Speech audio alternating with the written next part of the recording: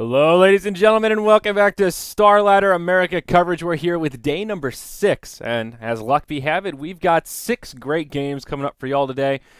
It's easier to say who's not playing than who is. I think actually every single team has at least one showing coming up today, but first, we've got a big one. Evil Geniuses versus the Sneaky Nyx Assassins, two of the higher-seeded teams in this group stage, and we're going to hop right into it. I'm Zyori, joined once again by Blaze. Blaze, my friend, how you doing today? I could not be more excited for this match, man. This is looking awesome. Evil Geniuses, of course, Gosu Gamers ranked number 1 for Dota 2, coming back from WEC as the grand finalists, and now back to their kind of proverbial small pond here in the NA scene. We get to face off against, I would call them rivals even, the Sneaky Nyx Assassins.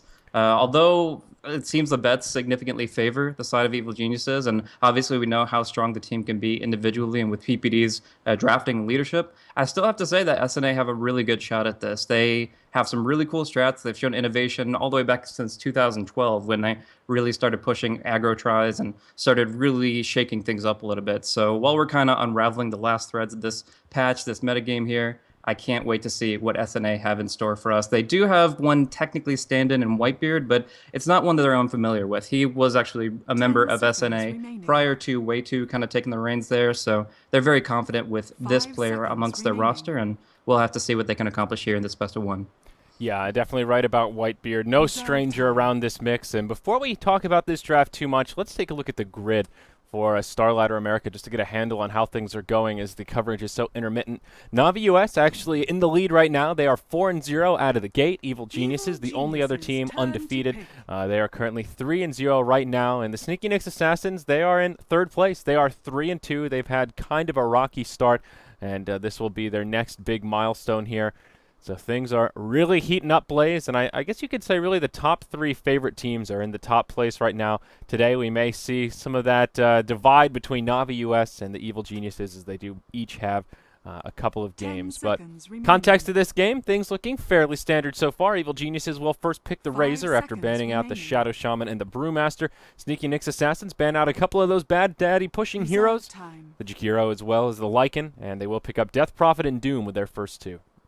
Yeah, looking forward to see what they can accomplish with the Doom in particular. We've seen him very frequently picked up in previous games as a first-tier hero, and he obviously always makes his presence known with his ultimate and with his contribution. But we'll see if he can actually get on his feet quickly enough to really justify the pick. If they get a little bit too greedy, don't get enough towers, etc., then heroes like Razor and Wraith King won't be high enough priority targets to really make the use of the pick. But even still, it's obviously showing their intentions that they want to be very active in the physical damage output from the Death Prophet, get a lot of durability on their entire lineup, and make it so that Evil Geniuses can't find any easy picks. But EG is going to be tapping into the reserve time here, thinking a little bit more delicately about this second pick. It's not just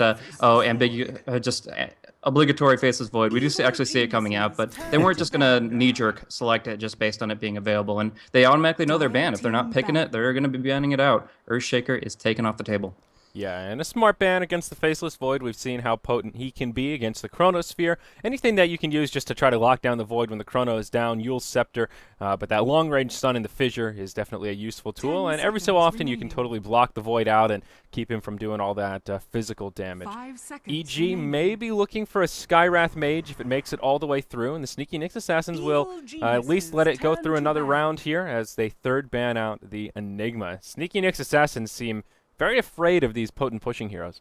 Oh, definitely, especially the Enigma. In Zai's hands, you don't know what to expect from him. Well, you kind of do know what to expect. Just absolute dominance with some really early fast farm, and not only the push, but the devastating teamfight ultis. But in this case, they're just a little too wary of it to let it slip through, even up against some good silencers. So that will be negated. But I mean, obviously, both teams are showing some respect to one another. Evil Geniuses did ban out the Shadow Shaman, and that was one that Whitebeard plays extremely consistently. Like, he actually had like a Brown Boots Blink Dagger just straight up rush strat for a hero that you normally don't see it on, but he loves that one, and of course Fluff and Stuff can play it plenty as well. So good banouts from both sides, but the Vengeful Spirit and the Earthshaker is all about enabling this Faceless Void. Universe I don't even know how debatable it is, one of the best, if not the best, Faceless Void offlane player on planet Earth, and it still will be holding those reins for quite some time. It has yet to be contested. Anybody else hitting the badass chronospheres like this guy does, and they just want to make sure that they're as impactful as can be, negating the defensive swap, negating that fissure that you kind of have to run around, 1,000 MS or not, it's still an obstruction, and yeah, they're going to be able to really optimize the usage of their ultimates now. Yeah, Eventual Spirit, another smart ban from Evil Geniuses, as that swap is a pretty useful tool when dealing with the Chronosphere. Sneaky Nyx Assassins ban out the Venomancer, another hero that synergizes well with the push, but a lot of other scary heroes still left in the pool. You've got Invoker to potentially dump some damage into that Faceless Void, as well as the Skywrath Mage I already mentioned. So Evil Geniuses still have a lot of tools at their disposal, despite Sneaky Nyx Assassins taking out some of the scarier pushing heroes. We'll see how their draft develops here. Of course, both teams will need quite a few supports, as well. There are none picked up quite yet, and a lot of them have been banned out. Yeah, you mentioned the Skywrath earlier, and I think that might be a good pickup for both sides. Obviously, there's synergy there with the Raise of the Faces Void. We see it quite frequently if it's not going to be banned out, but SNA might consider it, not only as a denial pick, but just to really stack on that silence, make it so that everybody has to go for BKBs, even if they don't want to. And yeah, when you have a Doom, when you have a Death Prophet physical damage ultimate, you generally want to avoid the Black King bar, at least until significantly later in your build. But Skywrath kind of forces that. If you're, at the very least, not getting force staffed out of a Mystic Flare, then you're going to be taking a huge amount of damage and might be taken out of the fight immediately. But they're going to go a different way about it. They're just going to say, okay, even if you pick up the Skywrath, we've got a hero that can crack in that silence off, can still make a huge impact in the offlane and in the team fights. And yeah, again, going with that very beefy, tanky, durable lineup that is going to be difficult to bring down from 100 to 0. Yeah.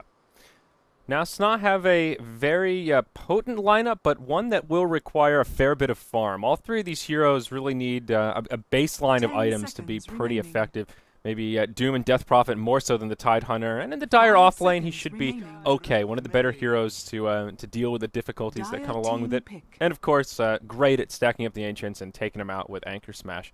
Evil Geniuses, though, no surprise there. They grabbed the Skywrath Mage, who we already talked about quite a bit. And this is already a pretty scary draft in the hands of Evil Geniuses. A lot of synergy and quite a few signature heroes.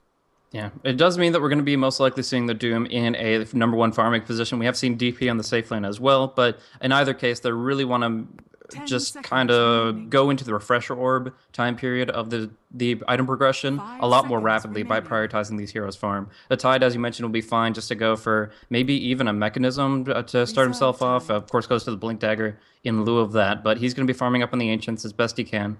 But Evil Geniuses, they know very well about this, and they're going to be dropping sentries to try to prevent those stacks, or maybe even pick up a hero that can claim it for themselves. We still see heroes like Tinker are on the table if they wanted to run that in the solo mid. And yeah, there's a lot of different ways that they can make this work for them. But for now, it's kind of this trio of death, the push and kill combo. But why not pick the hero that can evade death itself? Wraith King comes out, and it's a great support to have to really go with what I was talking about before, making sure that there's no stragglers here. There's nobody that just dies at the beginning of the fight and can't contribute anything. The Wraith King least of all. Yep.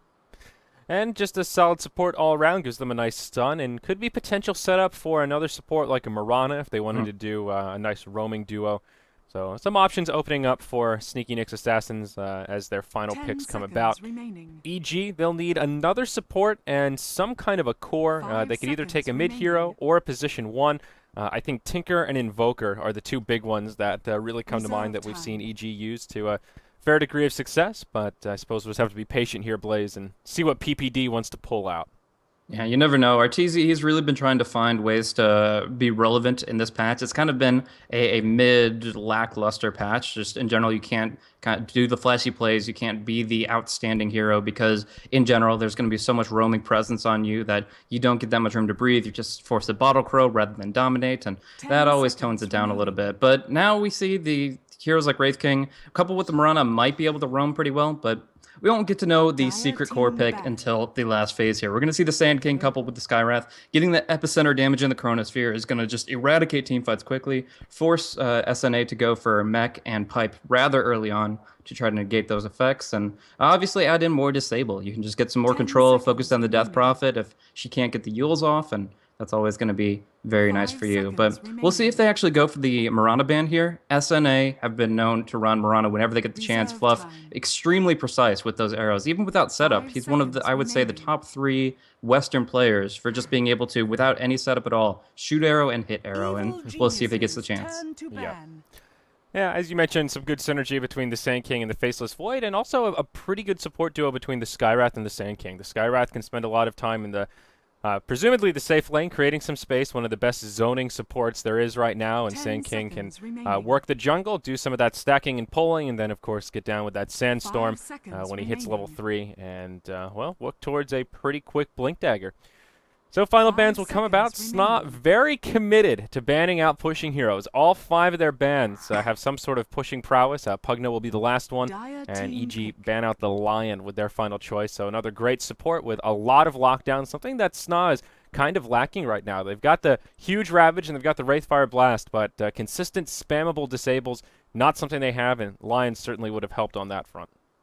Yeah, so the 2 heroes I would look to here is the Mirana or the Rubik. Rubik does provide the nice null field, which will eliminate a lot of the damage coming in, but they're going to go with something completely different here. Evil We were talking about the geniuses push turn to lacking pick. on the side of Evil Geniuses. Now SNA really get to reinforce that fact, where they're going to be taking towers, and Evil Geniuses just can't follow through. Leshrac is a very interesting hero, which in this case I believe will be played as kind of a number 4, getting some gradual durability items and farm, but mostly following up behind the Wraith King. The Wraith King stuns, you get the Split Earth combo, you get some nice kills, and you turn that very quickly into a tower. Just 1 or 2 points in the Diabolic 10 Edict, and seconds you're going to be remaining. dropping towers quite swiftly, getting gold momentum for the whole team. But here it is. Ooh. We were looking for something different from Artur, and it is going to be the Lina for the solo mid.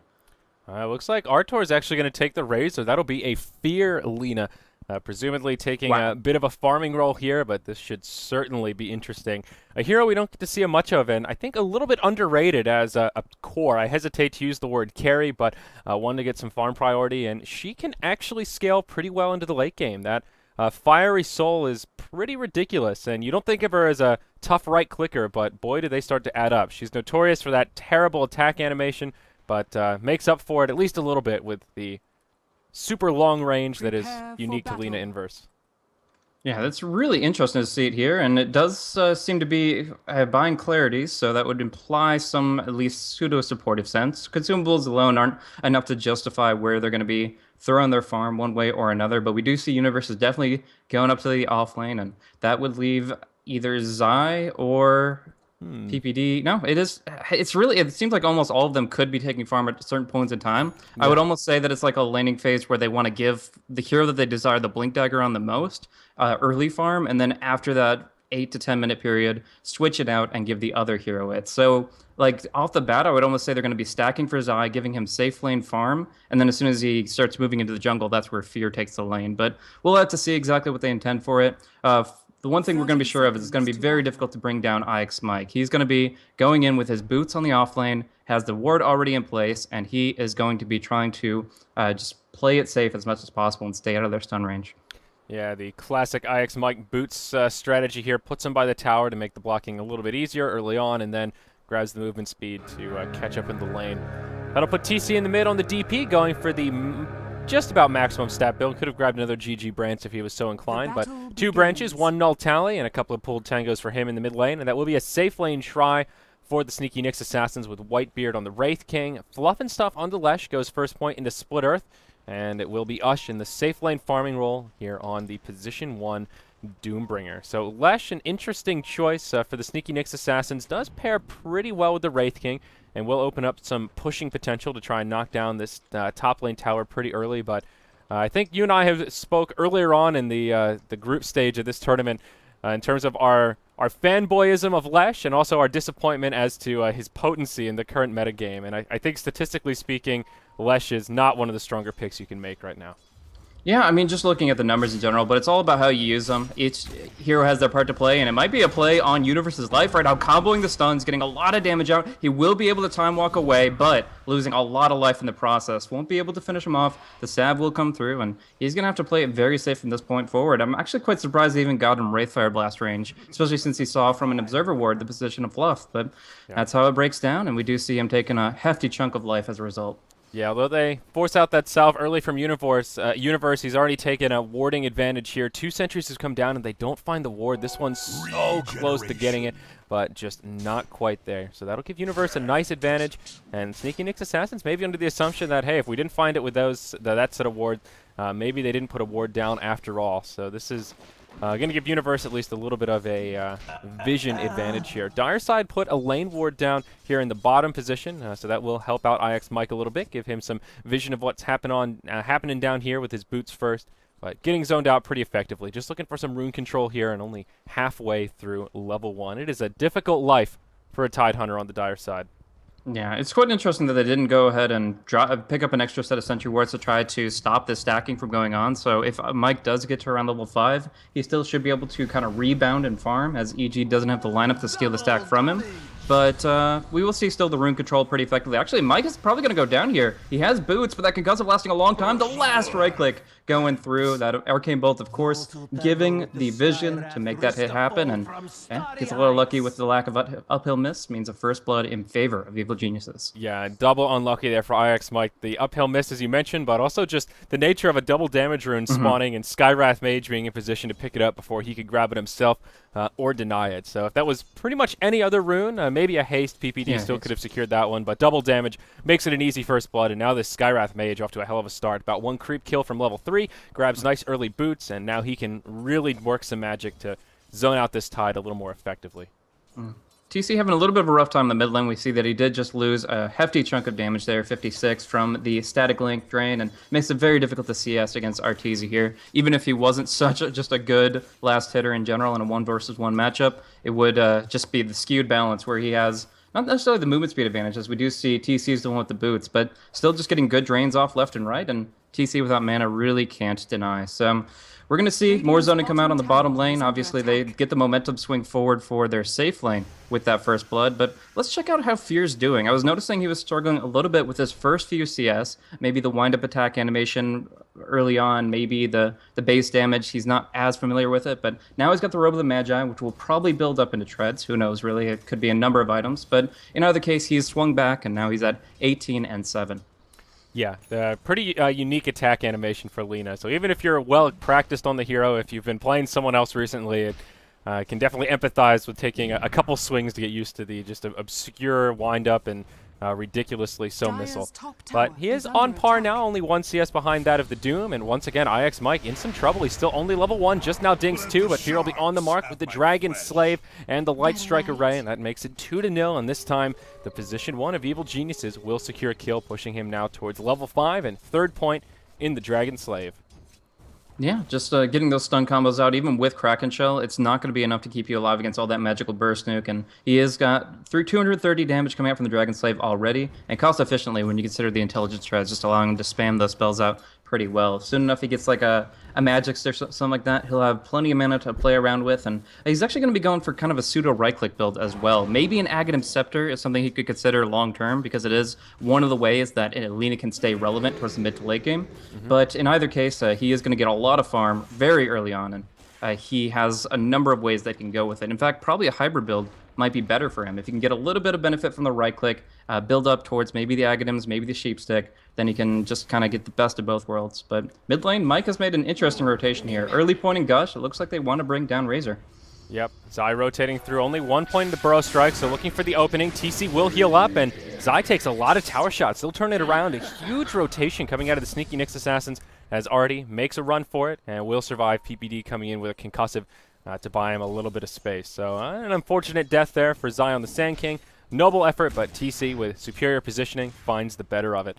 Still a costly exchange for the Sneaky Nyx Assassins, as they're both their supports and their offlaner rotated over to try to make the magic happen. Still, the biggest disparity in this game, I think, is going to be the Tidehunter compared to the Faceless Void. Void halfway through level 4, Tide just now dinging 3, and not a huge difference in farm. Universe with 8 last hits, 0 on the Tide. The experience is the big game changer there, as both those heroes have big ultimates you want to get out pretty much ASAP.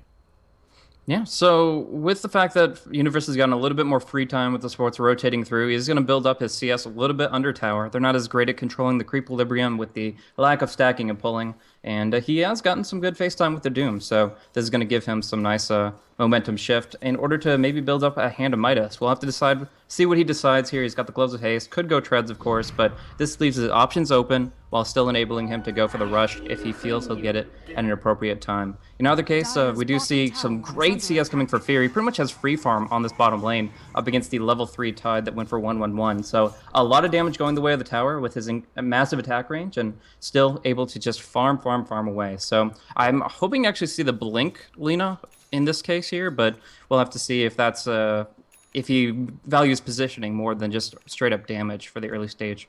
Yeah, and now that Fear is level 7, he has some pretty serious solo kill potential in the Tidehunter. Normally regarded as a tanky beast, but if Fear connects with a full rotation, a couple of auto attacks, even with that Kraken Shell, Laguna Blade, 450 magic damage to the face. That's about half of Tide's HP just in one of his spells, and has the mana pool to sustain, I believe, a full rotation here. Yep, just about.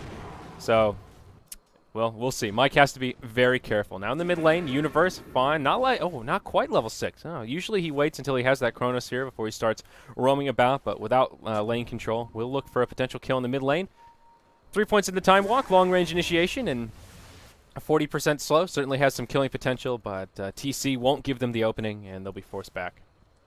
Yeah, still 2 out of 3 lanes going really favorable for Evil Geniuses. Arteezy is going to be able to build up his tank items really early on. We'll probably see a mechanism from him, as I don't see any real other heroes that would opt for it. But yeah, TC struggling in this matchup directly, and that's something you don't want to say as a Death Prof. I mean, yeah, he's been able to get his levels, and he's still going to get a lot of experience and build up the Exorcism, but as it is, he still needs items to back it up. He wants the drums and the Yules as quickly as possible, and hell, we might even see a Zai Blink Dagger before he picks up either, because right now Zai has been farming up the jungle quite substantially, and although he opts for this skill build of 2 in Burrow Strike and 3 in Sandstorm, he will have the Blink so that the range limitation isn't that big of a deal. He'll still get his stuns off, might even be able to get a good epi off before the 10-minute mark. Yeah, he's been pretty quiet in the jungle, and actually haven't kept as good of tabs on him as we probably should have, but he has been farming to his heart's content, and only 200 off the Blink Dagger. This is a great timing. Anything before 10 minutes is pretty much good news for the Sand King, and as we've talked about, Fear is just racking up the farm down here. If he wants to go Blink Dagger first, he's not too far off the mark either. Doom in the safe lane has gone for the Hand of Midas, as well as Arcane Boots, so just going for the max farming build here with Devour as his primary, and getting quite a bit of free farm in the top lane that will push him as #1 on the net worth chart, despite being even on CS with Fear. Evil Geniuses will hit this mid-game timing where Doom will still be working on having that Hand of Midas kind of kick in, maybe looking for his Blink Dagger, where EG already have those big core items up. They'll have Sandstorm, they'll have this Lina, and all this mobility where they can really start taking a lot of fights. Zai now level 7. There's his Blink Dagger. 4th point in Sandstorm, skipping Epicenter altogether for now. And, PPD, still only level 5. No Mystic Flare, but they don't need it. Mike will get caught, and that'll be the end of it. They don't even need the Laguna Blade to secure this kill. And, misclick there from Fear. Misses the Laguna onto Fluff. Brutal. That's a little embarrassing, but they get the kill nonetheless. So, well, Fear showed that creep who's boss, I guess. Yeah, it kind of magnetically attracted the lightning there. Acted as a lightning rod for the Lesh. He's playing with the elements a little bit too heavily here. But yeah, it's going to be dual Blink Daggers coming out for Evil Geniuses. As you said, they still get the kills either way. Arteezy getting the nice little flank to gank rotation. And they're actually going to be able to take the first tower of the game, which kind of surprises me. The amount of time that Universe has been off lane on the top lane, SNA really could have gone for that top tier 1 and brought it down with the Vampora, with the Diabolic Edict. But they made a conscious decision to go for this lightning build. And while it is an amazing skill, especially when you max it out as quickly as possible, it still is a conscious decision to leave that tower alive, and that's gold that SNA won't have. Fortunately, it's not going to set them back too far, as the Doom can farm heavily, 65 CS, including those Devours, and he is going to have the Arcane Mech and Midas all coming out at a very good time. Yeah, the Mech will definitely help out with these early skirmishes here. EG don't commit to the tower. They will let it stay standing for now. Universe has found level 6, and that gives him a lot more kill potential now that he has the Chronosphere online, but yeah, sort of an odd choice from the Lesh to not go for the Edict. Normally you'll see the Lightning Storm build a little bit more frequently if Lesh has a bit more farm priority. Wow, that thought is up top. Whitebeard as well as Ush both caught in the stun from Zai. Fear's there to follow up. Laguna comes out to finish off the Wraith King. And Ush, well, he may make it past the tree line here, but yeah, there's your Dragon Slave. And another 2-0 goes the way of EG. And that'll make it 6-1 here in 11 minutes of gameplay. That's not something you think of happening on your safe lane. We do see Arteezy dropping down very quickly, but he's still going to be able to 1v1 fluff. He will go down to TC, but man, he still was able to get something out of it despite essentially a 1 versus 3 position there. The passive actually doing him favors against the Leshrac there, turning some damage against him, and yeah, he does come up at least not empty-handed. We do see on top that actually Fear's gonna bottle up Zai so he can go for the Blink Stun connects on Whitebeard, but I don't know if they have the follow-up. Just the Sandstorm damage. It's maxed out as you mentioned, so not too shabby, but isn't gonna be enough for the kill. And now they get turned upon heavily. The Ravage onto 2, and yeah, Fear is definitely going down. Zai, nowhere to run either. Yep, he's got his Blink Dagger coming up in 1 second. We'll be able to make it back to the tower, and looking for a little bit of extra damage on it. He'll secure the last hit so the deny can't come out. It will cost him his life, but wow, Ush even uses a Doom for this. And I think Zai will be okay with conceding that death, given that he secured the tower and also essentially wasted the first Doom cooldown, as well as creating some space in the bottom lane for PPD to finish off that tier 1 tower.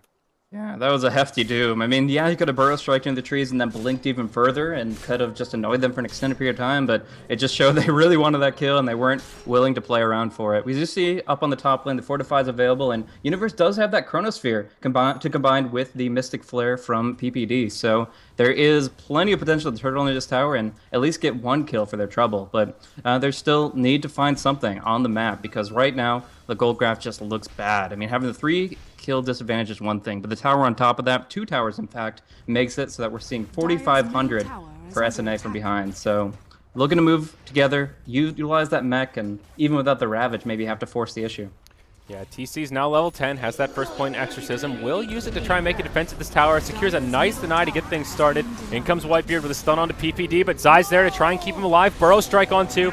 PPD still goes down, mech gets used, Fear's on the low ground trying to harass, but will be forced back, and well, EG, they just don't want to fight into this Exorcism as now Zai makes the retreat, and it will end as a 1-0, and of course EG securing the tower, though it was denied. Zai off the mark with his stun, but does zone out the forces of Sneaky Nick's assassins.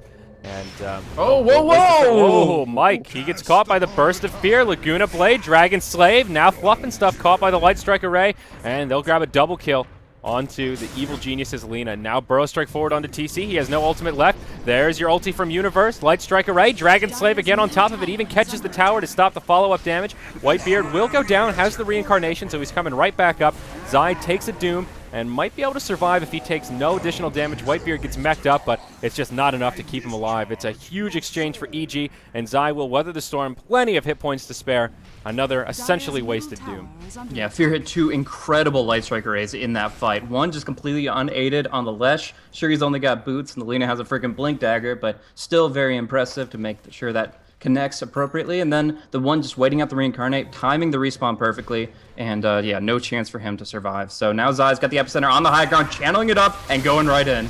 Yep, he will. Where's he headed with it? His Blink Dagger gets canceled here. Ravage flies out, but still manages to do a fair bit of damage. Arteezy goes down, as does Universe, and this time EG will just overcommit. They'll find the kill on the Tidehunter, but they also lose the Lina off to the side, and seemingly just forgetting about the Ravage. If they had shut down the Tide a little bit more effectively, and he didn't have a Ravage there, could have been a different fight, but that was enough to break it up, and EG just didn't have the sustain to weather the storm. No mech, and really no healing coming out for their side whatsoever. Yeah, they can't sustain through the fight. They have to win it quick, and in that case, the epicenter was actually kind of weird, because the Blink Dagger was available, was not on cooldown, but you could see some hesitation. Did Zai want to go for the kill that was almost guaranteed on Ush, or just do a lot of damage to Ix Mike? Decides to just Burrow Strike the Tide in front, right before him, and the end result is that they just don't get enough. The Ravage still comes through, the Doom survives, and now they lose the Roshan. So this could be the beginning of a comeback for SNA. Going in, we're going to see Zai try to snipe, gets a nice stun, but now punished very heavily. Yep, and it'll end up being kind of a feed from the Sand King. The Doom is the one to grab the Aegis of the Immortal, and will still keep it standing.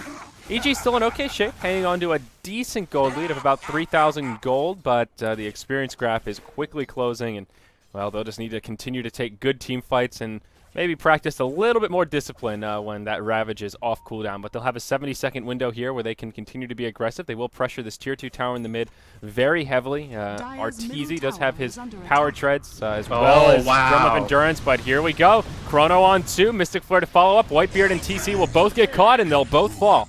Another 2-for-0 exchange going the way of EG, and they regain that lost footing and are rewarded with a tier 2 tower. Artie gets the last hit there.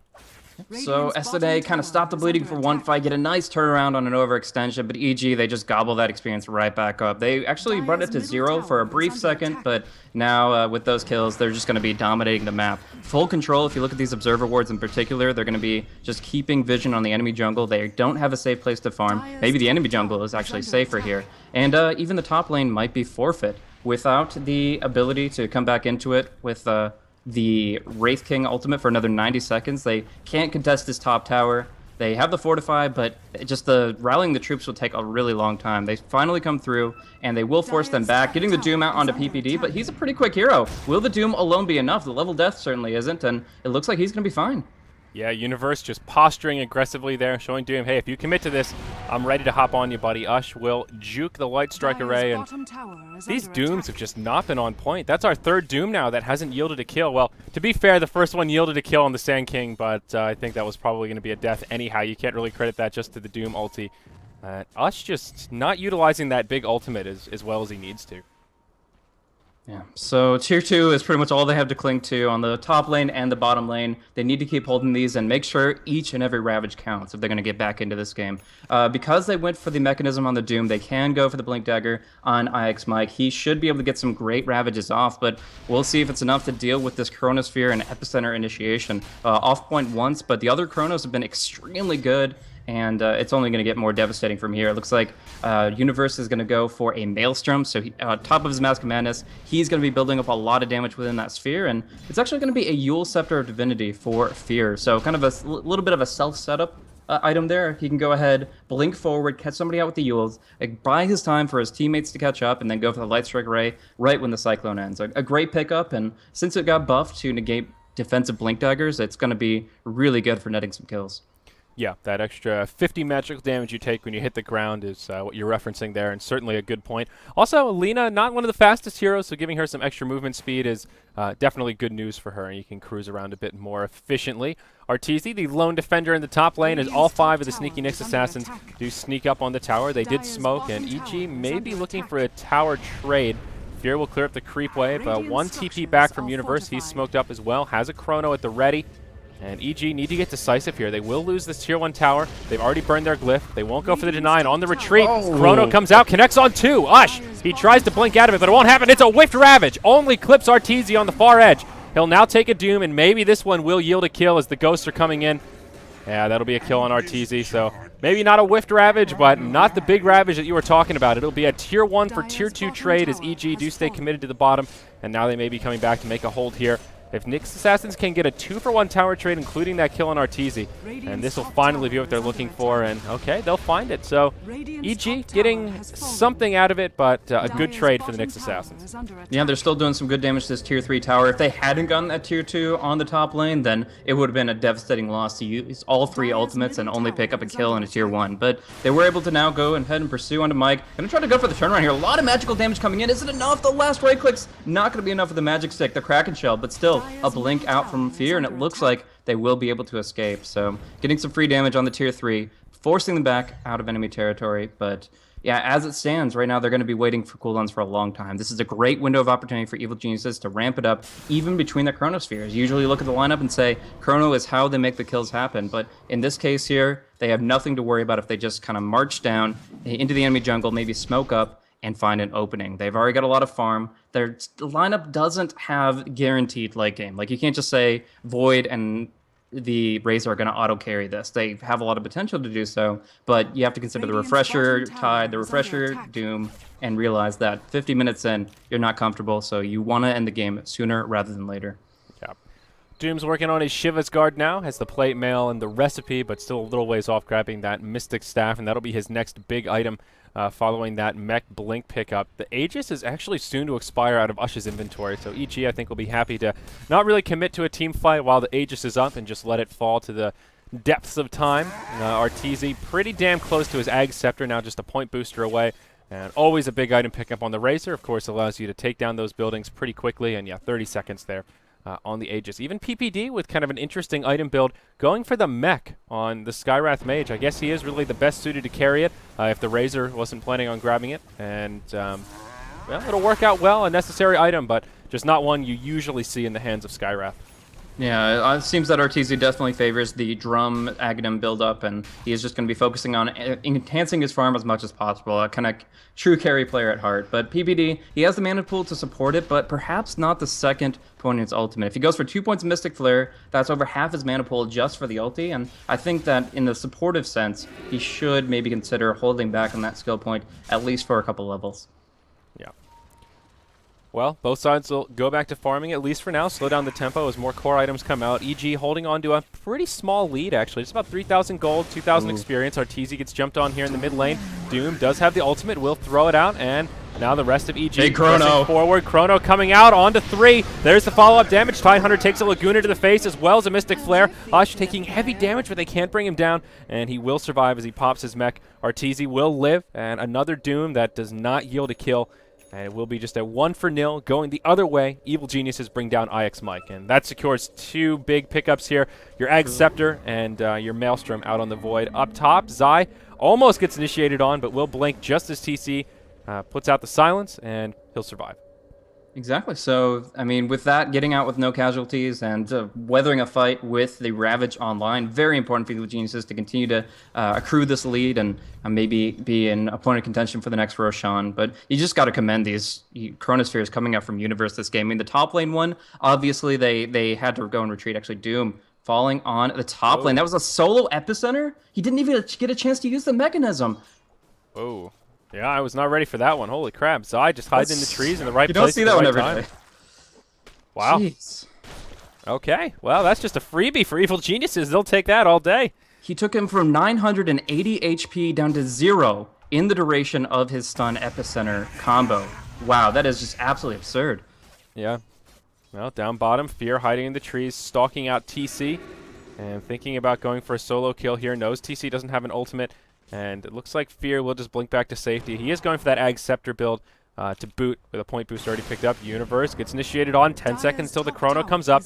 We'll hop back to safety as PPD is there with a silence. All 5 of Nyx Assassins now rendezvous at the Tier 2 tower and eager to take a team fight. IX Mike has the Blink Ravage at the ready and will be eager to hop in if this fight breaks out. Wraith King still only level 10 and Reincarnation only level 1. So if he gets picked off, it'll be stuck on that really long cooldown. Really an ideal time for Evil Geniuses to try and secure a kill on the Wraith King. So it's on that long cooldown by the time he hits level 11. Yeah, so I'm curious to see if we're going to see a Veil of Discord from the side of Evil Geniuses. They've got a lot of magic damage flying out right now. Fear's going to have that magic immunity piercing Laguna Blade coming out very, very shortly. And yeah, that's going to be just huge to combo up, where they can get just this blast that nobody can negate, BKB or not. Hell, you might as well just go for like straight pipe, because the BKB is not going to do enough for you. Like, you want to say that it will against a Sand King, a Lina, and a Skywrath, but that Aghanim Scepter just means that whenever you BKB, you put a target on your back. Still the initiation on mid, a solo Ravage just to bring down Arteezy, but it will guarantee the Rosh if they get it, and they will. Now they need to take the Exorcism to take objectives. First the Tier 1, but then they have to make a decision, Tier 2 or Rosh. Yeah, now there is some split pushing happening around the map. Zai's down bottom, ready to move into the Tier 3, and up top PPD starting to shove into the Tier 2. Fear finds a solo kill on the Lesh as he picks him off with a Laguna Blade to the face. They do grab the Tier 1 tower, but end of the day, it's a 1-for-1 trade, and Sneaky Nyx Assassins burn some big cooldowns, and they get something, but it may not be enough. If EG look to take a fight in the next minute or so, they won't have the Ravage, and Exorcism will still be on its way up. Zai does get stunned, but will be able to scoot to safety with that Blink and Force Staff. I don't know how they could fight in the Rosh Pit right now. Like, this is such a difficult position for SNA. They already were kind of up against the ropes out of this super aggressive lineup from Evil Geniuses, the kind of non-carry in the Lina. But now this is a level 16 Aghanim Scepter Laguna Blade, and it is going to just be rocking. This is actually 1250 magical damage. That's one-shot territory for a lot of these heroes, despite how much I was talking about them being the durable heroes when it came down to the draft. And from that point forward, we saw how quickly it brought down the Lesh, and we will see how quickly it brings down anyone. Yeah, that's like literally one shot for Lesh. 1250, he's got 900 hit points, magic resistance is 25%.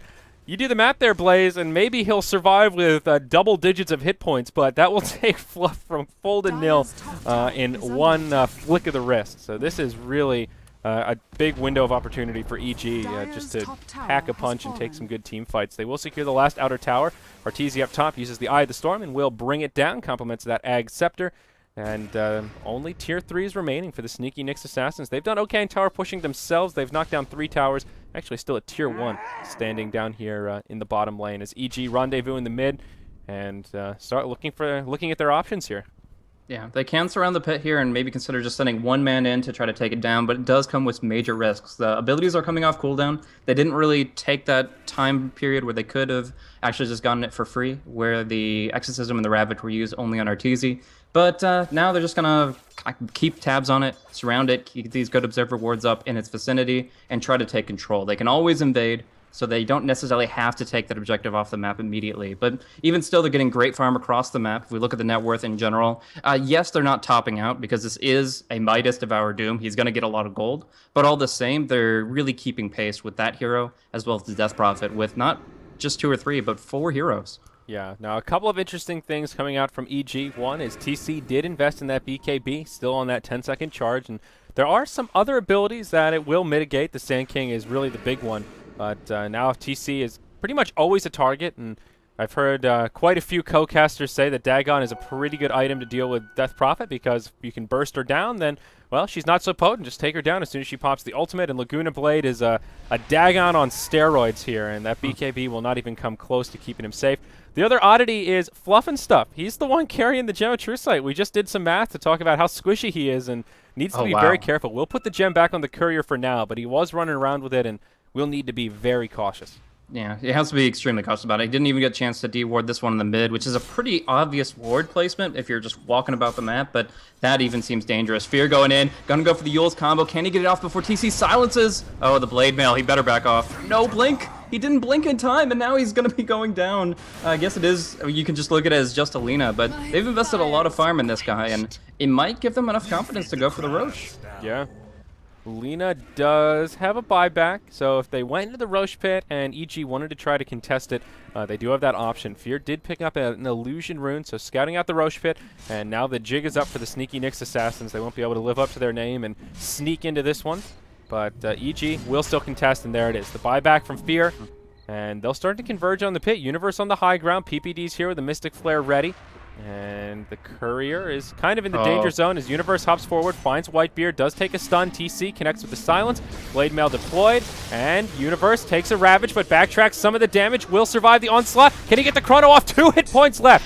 And he will go down. A fight breaking out on the other side as Razor gets picked off. Lina comes in, doing as much damage as she can to bring down Ush, but will use the mech as he makes it to the low ground. The Tidehunter gets picked off as the Mystic Flare flies through, but now Fear, it's a dieback for the Lina. Oh, brutal. No. This is bad news bears for Evil Geniuses as SNA get a huge exchange, and now we'll get a free Roach.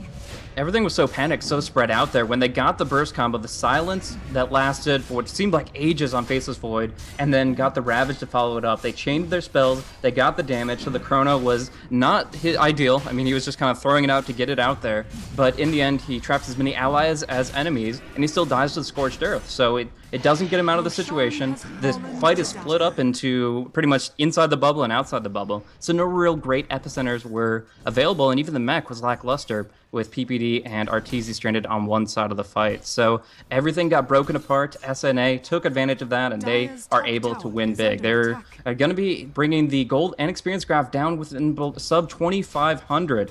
And that's going to just put them right back in it. I mean, obviously, EG have been huge until this point, and they still have some good map control. But with an Aegis and still maintaining that Gem of True Sight, they are well on their way to putting themselves back in the game. Yeah, a few more missteps like this, and Evil Geniuses will find themselves in a very sticky situation. Sometimes you'll see these games where it gets late and the opposition, even though they start to regain some momentum, still don't have any pushing power. But with a Death Prophet, with a Lesh who will start to grab points in Edict, if EG get wiped up or take a bad team fight, they will lose objectives, and coming up next will be towers. DP, pretty close to a Heart of Tarask, has the Vitality Booster and 2,500 gold, and now the Doom on his way to a Heart as well. I think he picked up the recipe on the Courier. Yeah, he sure did. And I thought he had another piece towards it, but I guess he's not as close as I originally thought. Still, oh yeah, 4,000 gold up on him. There you go. That's what I was thinking of. So yeah, he is damn close to a Heart of Tarask. 2 huge items that are very good for dealing with this agged upgraded Alina. Yeah, it still seems kind of silly to say this, but I almost think he should go for a hood on top of this. Like as soon as the Aegis expires, that's probably what should fill that slot because essentially that gives you just this mountain of effective HP against all of EG's damage. I mean, they've got the Maelstrom and the Time Lock from the Void, and everybody else is just naturally putting out magical damage. Maybe you're not as great against Arteezy's Razor, but you got the Shivas for that. So all in all, I think if he goes for a hood or even a pipe on top of the Heart Shiva's mech, he'll be nigh immortal, and that'll enable him to actually stay throughout the fight with his full damage AoE, with his nice auras, and perhaps get the chance for double doom. But that being said, he may just prioritize at this point in time that refresher orb, as it's kind of what they need to stay in this game. Yeah, and even if he doesn't go for the Hood of Defiance, I think looking at a pipe on someone else is probably a good call. Tidehunter seems to be the most reasonable choice. Will also help him stay alive. He is a potential kill target here and a high priority to take the Laguna Blade if he hasn't gotten that Ravage off yet. So a Hood to help keep him alive, and then a pipe to assist the teammates, I think would go a long way, as I do agree with sort of the latter portion of what you were talking about. I think Ush is going to have to move into something more like a refresher and be more concerned about dealing that damage and utilizing the lockdown, as he is their position 1 after all. Now Nyx Assassins will group up and take out this last remaining tier 1 tower. Only 2 outer towers standing for EG as they start to tighten the noose on the Dire base. 2 in the mid, 3 in the top, and they'll do a little bit of split pushing as Sneaky Nyx Assassins TP back and try to get in the proper position to mount a defense. We'll see, they've still got 3 minutes on the Aegis the Immortal, so it's a very hard fight for EG to force, considering buybacks, considering the Aegis. It's just not really the right time for them to push in. So they'll just take the enemy jungle, they'll try to farm more efficiently, and at least they force the TPs back.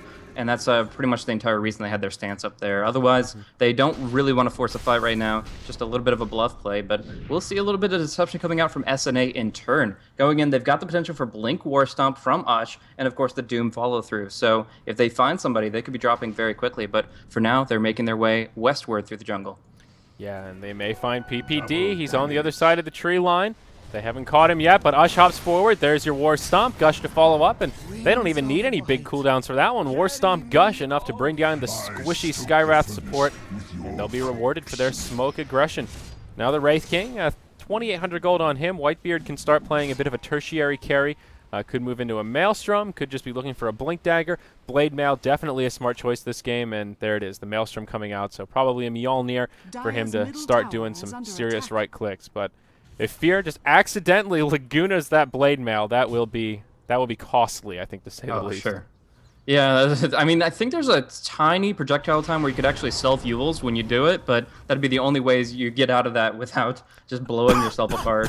Anyways, right now we do see the Heart of Tarrasque coming out on TC, so obviously even with that 10-second BKB, he just doesn't feel tanky enough. Getting the extra HP, though, will make him less of a target for the Laguna Blade. Still, like you said, important to burst down, but he's going to make it difficult for them. He's going to just stack up this HP as much as possible, and I really think now the teamfights are going to rely a lot more on Universe and Arteezy getting their right clicks in and surviving throughout the fight. That's kind of why Arteezy went back for this build. It's not the most common build you see on Razor, Aghanims into Shivas, but it's what he needs to do. Right now his Eye of the Storm, even agged up, isn't doing that much because he just drops like a rock. But now with this Shivas, he might just barely have the effective HP to really make a contribution. Yeah, will certainly make a big difference against the Death Prophet Ultimate and give him a lot more EHP on that front, and she is really their big damage dealer in these team fights right now. Sure, Doom comes in, and whoever he dooms takes a lot of damage, and the right clicks are starting to add up, but still DP is a really significant damage source. So with that, Sneaky Nyx Assassins will just back up and go back to farming here. They may want to try to turn up the aggression, I was going to say before the Aegis expires, but it's been a little longer than I remembered, and 30 seconds until it disappears. This will be the second wasted Aegis of the game that just ends up evaporating and turning into a regeneration rune. Yeah, essentially. I mean, not really getting the full effects of that, obviously, but, I mean, just getting the Roche off the table and making sure that they're the ones to claim it, even if they can't push on that, is still going to make it so that they can survive one more wave, one more 6 to 10 minute period where they're not being pushed in with like the double Faceless Void, or I guess the double Eye of Razor would be even worse to deal with. And we're actually going to see Arteezy use his 1 minute cooldown ultimate just to farm up a little bit here. They do have a lot of jungle creeps to take care of, but always a little bit of a risk involved there, as they don't know exactly when Nyx are going to be getting very aggressive very soon. I gotta say, I'm really surprised that Fluff is like still in this game with only 4 deaths. As we were mentioning, he's almost one-shottable. The Laguna Blade with just a basic magical resistance will do 937 damage, so he lives with barely any HP at all, about 30 there. And yeah, we still haven't seen the Laguna come out from him since at least Fear was like level 14, level 15. So he has been in a good position to just keep doing his thing, doing a little bit of dewarding before transferring the gem back onto the courier, as we mentioned. Yeah, you're definitely right about that. Smart plays from Fluff thus far, and down bottom, the trap has been set by EG, PPD, and Zai off to the side looking for some initiation if someone comes up to push back the creep wave, but SNA will not spring the trap, and it will end up just being a little bit of wasted time as they go back to farming and shove some creeps back into the lane. So I like that EG are looking for opportunities to find a pick-off and then force a 4v5 or even start forcing some buybacks. I think it's the right idea, but this static kind of passive farming game certainly benefits the sneaky Nyx assassins. At least on paper, as they have the Doom with the Devour, and they had a Midas advantage, but Doom did actually sell it back to the shop and picked up his Boots of Travel. So we'll see an invisibility rune on Doom, and the wraparound will commence. Universe and Fear will get jumped upon. Ush will body block him. Fear knows he's there, and out comes the Doom. Shivas as well, and Wolf Stomp. Doom looking for a solo kill. And can he actually do this? The blink forward looks like he will have enough damage, and nothing Fear can do about it. Meanwhile, Universe taking some damage. He BKB TP'd, yeah. So in the bottom lane, we're going to see Zai just going for a little bit of wrap play. He's got this Caustic Finale, which is a surprisingly good wave-clearing ability. 4 staff away, Burrow Strike in 2 seconds to get to the high ground, but already taking some mad damage. They're just going to ravage him. They say, down with the rats, exterminate them, and he will be dropped down. They've actually brought a lot of respect for Zai's Sanking this time. He's been doomed twice, ravaged here. They really do not want to have to deal with him with his full potential epicenter when they go for a siege. So they're keeping him locked down for now. He hasn't really progressed in his items, but he's still farmed up an extra 4,300 gold on top of his current Blink Force kind of core buildup. So we could see Veil, we could see E-Blade if they kind of want to go and enhance Fear's damage a little bit further. For now, it's going to be the BKBs. BKB on the Sand King as well as on Fear's Lina, and this will make it so that the Ravage isn't nearly as impactful. Anything from the Leshrac, even the Wraith King stuns and slows won't be giving them too much grief. So they are going to be able to get a lot of utility out of this, but it's still affected very significantly by abilities like Exorcism and Doom. Yeah, and they already have one up on Void, so as you mentioned, the Exorcism will still do a lot of damage, but as this game goes on and more armor gets stacked up, that'll become less of an Universe. issue. And yeah, up top we'll see Universe possibly in some trouble. Pops out the Chronosphere BKB, and we'll just TP home again. That's back-to-back BKB charges used just defensively to make the escape, and that's a pretty big win for the sneaky Nyx assassins. The 10 and 9-second charges, the most valuable of the item. Wasted is a bit of a strong word, but not used to their fullest potential, I think, safe to say. I think that is very fair. Right in their universe, he did have the Chronosphere on the 2 that were actually assaulting him, but he doesn't have any vision where he was farming. If you just look at the map in general, Radiant have actually no wards outside of this defensive plateau. So he was going in already farming very aggressively, barely able to get off his spells and get out of there, but even though he got the Chrono before the silence, he didn't know what was waiting in the tree line, especially at nighttime. So the BKB is still very warranted, despite the fact that from our bird's eye view, we couldn't really see or any real reason for it to be popped. So beyond that, we're going to be seeing Mjolnir build up on Whitebeard. Mike is going to be looking for his refresher, and he's actually making his way there quite quickly. Despite the fact that he only has 74 CS, he has been able to find the Perseverance and the other major component, either the Oblivion or the Recipe. So another good fight. They may have their double ultis, the Watermelon for the Watermelon, and that could be turning the tide. Yeah, now up top, Zai, he will get caught by the Shivas. Vision is there, and Doom ulti comes out. They'll even follow up with plenty of stuns to silence, and like you said before, a lot of respect coming to Zai's Sand King. Seems anytime they find him, it's either a Doom or a Ravage or some combination of that with the Exorcism to make sure he falls, and they will be rewarded with a kill on the Scorpion once more. SNA now taking the gold lead for the first time in this game, and the experience graph almost zeroed out. It's damn close, but the sneaky Nyx assassins looking good and moving into this late game with a lot of momentum. Doom already 3,200 gold back up on him as he's been continuing to farm away. And again, the refresher seems to be the most reasonable choice, but we'll see what he wants to do. I will at least hold the item slot for now as third Rosh has respawned. And this is some of that yummy cheese with Sand King down. They'll feel very safe moving into the pit. Zai does not have a buyback here, and even if he did, I'm not so sure that he'd wanted to use it. We saw how well that strategy worked out for Fear during the last Roche, and EG may not want to get fooled twice here at the same strategy. So this will be an uncontested Roche 3 with Aegis going the way of Doom, Cheese going the way of the Death Prophet, who is very close to an Assault Kuras. Actually, will just finish it up right now. Yeah, so the only way that they could have actually tried to nullify the impact of that Roshan would be a Chronosphere in just for the snipe. They couldn't win a fight without the epicenter, but they could have actually tried to steal items. But it comes down to Vision once more, still only one, now two. They just placed one, prove me wrong, but two wards up for Evil Geniuses in very defensive positions. So they're just now reestablishing map control, and that comes after that critical Roshan. So you see a little bit of a group farming of the Ancients here, but Mike's the one who needs it. He needs to get the refresher up quickly, and yeah, that's the whole thing. IX Mike is now toting the double Ravage, but has to be very careful in the timing, as we already mentioned those 3 BKBs. Yeah, 3 BKBs, but this is really scary. Even if he can force out the BKBs prematurely with the threat of the Ravage, or even use one of the Ravages to have BKBs come out, that means that they can just start laying into him with this DP, and I think the Assault Cross was such a smart choice here. Not always the most typical item pickup on the Death Prophet, but it just works with the ultimate so well, and cutting through all of that armor that EG have now picked up allows her to do something a little extra through the Black King bars. Still not too much item progression on the side of the Radiant. The 3 BKBs have been completed. Universe has his Mjolnir and about 3,000 gold, but the Sneaky Nyx Assassins are ready for an all-out war in a 5v5 fight. Yeah, I really got to just say, okay, well, they are going to blink in, so just make sure there's no violence before I go into a little bit more analysis. But I got to say that SNA have been playing this late game extremely smoothly. You mentioned the gold graph is finally in their favor, but that's still with 2 towers on the table outside the Radiant base. They've been able to just get so much out of Roshan and farming across the map that they've been able to actually outfarm the heroes that should be looking to carry harder. So I mean, that gold momentum obviously is pretty dense on 2 heroes in particular, but I mean, if they can just take the Skywrath out of the fight because he's only rocking the 6k net worth, then they can just kind of, with those 2, play the kind of the 2v4 game. I mean, Tide's got all that he needs. The Refresher Orb, I mean, you could get maybe a BKB on top of that to try to prevent stuns, but if you just use your blink appropriately, you shouldn't get caught in the chrono, you shouldn't get caught in that combo, and you should get some good ultis off. So by all means, farm up the Doom. Give him just a walking item bar. He's about to be 6-slotted once he finishes the refresher, and I guess from there he sells the mech. Like, this is a difficult position for EG because although they have such great potential, we haven't seen it realized since really the laning stage, where they were able to suppress IX Mike and just get huge momentums in their favor.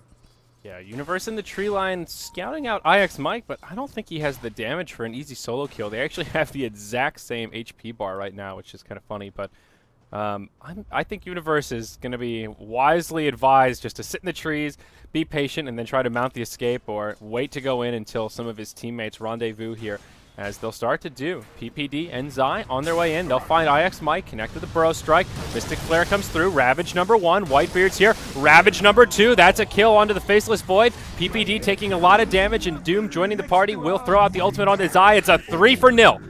And the first set of double Ravages proved very successful for the Sneaky Nyx Assassins. That's what I'm talking about. The combo there, just getting all the disables off before the BKBs come through, and they actually switch over the cheese to Mike just in case he needs it. They want to go to the base with this, I believe. They want to try to force a buyback. The tier 2 will fall very quickly, but they want more. They're really hungry at this stage in the game. They want to take advantage of the Aegis, and why not? We do see BOTs is up on us, so although he's defensively postured, he'll just go ahead, clear out a wave or 2, and rejoin his allies, assuming he doesn't get canceled by Fear. So we'll see actually Fear looking for maybe an opening, but no, he's just going to continue pushing while he knows that he can't do anything down bottom. Yeah, Ush doing a good job here trying to defend both lanes, and EG with the right idea. Arteezy just shoving into the top tier 3, doing a lot of damage, takes a level death, but Doom can only do so much damage to him. Meanwhile, on the bottom lane, Glyph comes out on the Radiant side, and Razor will TP back. Exorcism is deployed. Whitebeard in the front lines as the level 3 ultimate takes a Laguna from Fear, but he's coming right back to life. I don't know if that's the target. You really want to Laguna down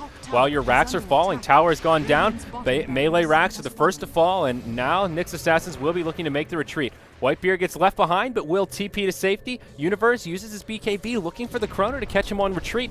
He finds IX Mike, and even if they bring down the Tide, this is still a huge victory for the Sneaky Nyx Assassins. And even just wasting another BKB charge just for the Tide, who's already used both of his Ravages, Sneaky Nyx Assassins now take this game and into their hands. About 5,000 gold, 3,000 experience, and they still have all of their tier 3 towers standing, although they are looking a little bit worse for wear.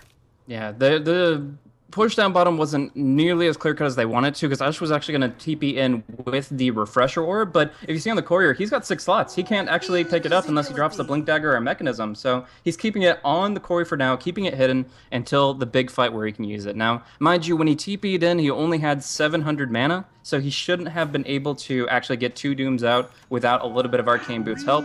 But yeah, it's just kind of, it's that trump card hidden right now on the courier that they're going to be able to use in the near future, get the double doom out on some key targets and make it more than just one lane. They're going to try to take the game with that. But for now, the Aegis is taken away. 20 seconds left on that. I don't think we've really seen much usage of Aegis this game at all. But yeah, all the same. They're doing so well with that push down bottom and the fact that they got that pick off against EG. Universe, he actually got, I think, Wraithfire blasted and then double Ravage when he initiated that fight. The Time Walk does not disjoint spells, so when they tried to force that fight down bottom, it was actually Whitebeard's stun that disrupted Universe's whole plan of initiation. So the BKB timing not really right there, and it cost them dearly. They didn't lose any buybacks, which is still means they're fully in this game, and they can turn it around in the next fight, but at least for the moment, they're being deprived of some serious farm, some creep momentum, and they're looking to turn it back around. Now, a really interesting item pickup from Fear moves into the Desolator to transition into more of a late-game carry to just commence the right clicks.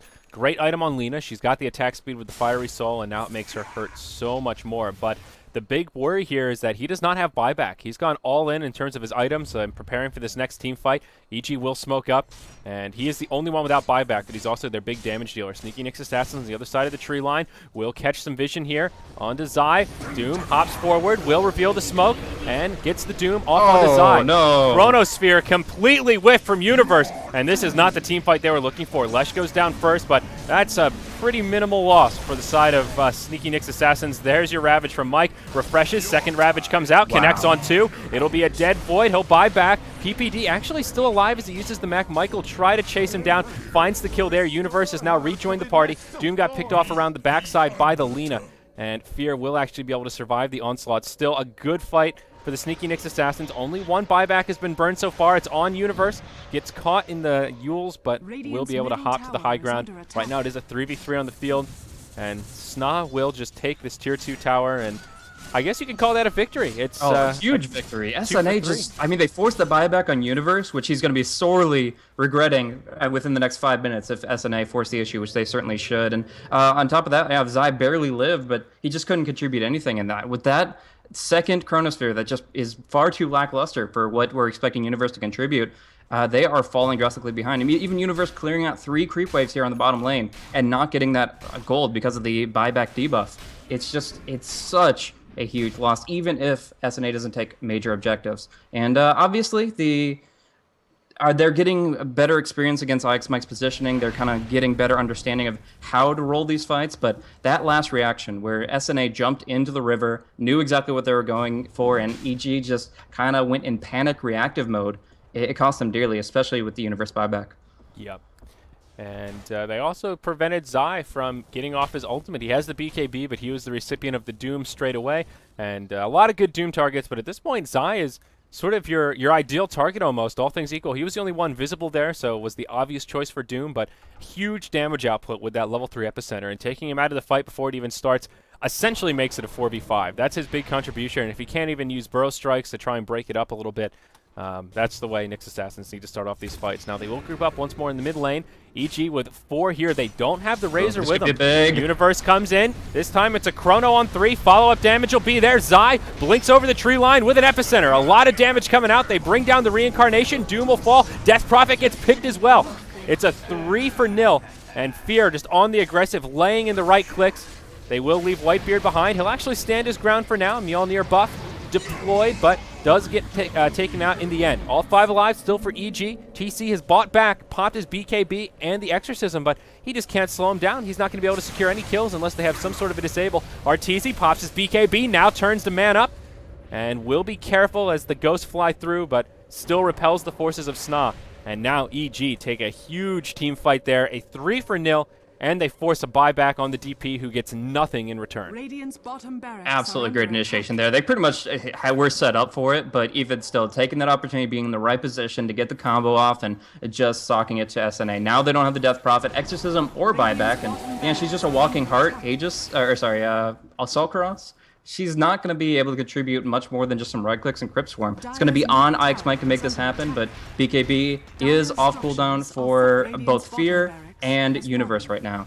Zai was able to survive through that. I've kind of played a Houdini against the Leshrac, but now that he's alive, he's also a very potent contributor to the next team fight. Yeah, Artur has his refresher available, not using it for now, just hang on the single Eye of the Storm, and there you go. Will use it as he split pushes top. The rest of his team secures mid. Meanwhile, IX Mike comes in, double ravage on Zai and Artie, but it won't be enough. He'll take Laguna to the face, he'll fall, they get the kill onto Zai. Arteezy TP's home with 50 hit points to spare. BKB on, it'll be enough to survive as Mike buys back, won't find what he's looking for. Meanwhile, in the bottom lane, EG want to end it. They look for the mega creeps. They will find the tier 3 as well as the melee racks. Now, Universe making the retreat won't be successful as he takes a Doom. But some damage has been done. Meanwhile, in the top lane, Fear on the on the defensive, trying to make it out. Will connect with a nice light strike array. Has the blink dagger, and it looks like his fancy footwork will prove successful as he moves over the tree line. But unfortunately, he's got no TP. He's juking hard, but yeah, there's no. They're just leaving him. They think he has one, but if they checked his inventory, they'd realize that's treads, not BOTs. He's actually stuck, but he looks out on it, and he's actually going to be able to get out. They're focused more on the main man here in the pit. Going for Roche number 4, get that cheese, get that Aegis, and look for kind of the all-in play mid. They know that the Faceless Void cannot buy back. He is down for 60 more seconds, and we'll see if they can do anything more in that time frame. It kind of feels like since they went for the Roche and didn't go for any all-in plays right here, they still will have to relegate themselves to farming until those Ravages are right back up. Yeah, once more, Aegis goes to Ush on the Doombringer, and Cheese will get picked up by the Death Prophet. So the Sneaky Nyx Assassin's still in it here. Kind of an odd game, but just look at that gold graph, Blaze. 7,500 gold advantage for the Sneaky Nyx Assassin, straight up and down. One of the most vertical lines I've ever seen on a gold graph.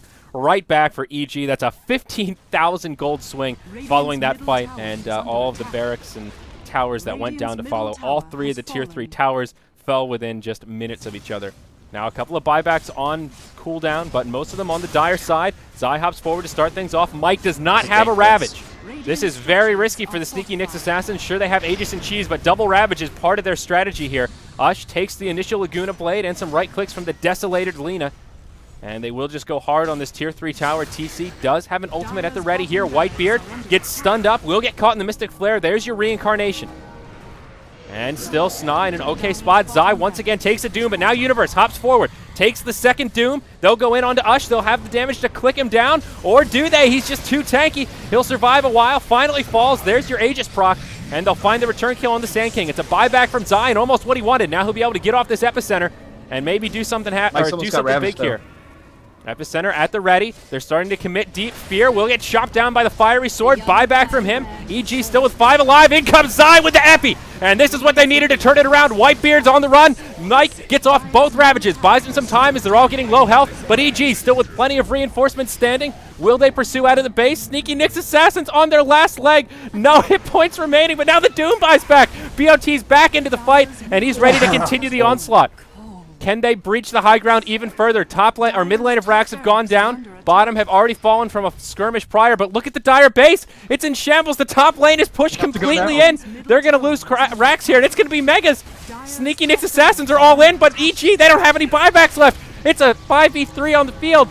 And they'll proc another reincarnation. The fight's still continuing to break out. Arteezy gets isolated off to the side now. He's down. That's a buyback from Arteezy. Tier 4s under big pressure. The first one falls.